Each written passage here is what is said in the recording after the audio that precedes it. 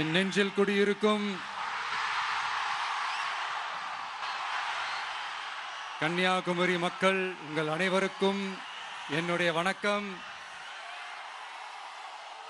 என் நெஞ்சில் குடியிருக்கும் காரைக்குடி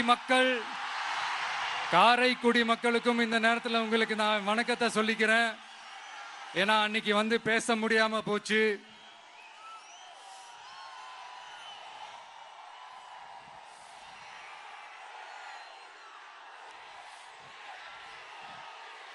நம்ம கன்னியாகுமரி மண்ணுக்கு வந்தது ரொம்ப ரொம்ப சந்தோஷம்.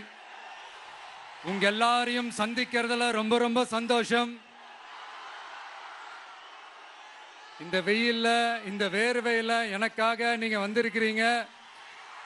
உங்களுடைய அன்புக்கு கோடான கோடி நன்றிகள்.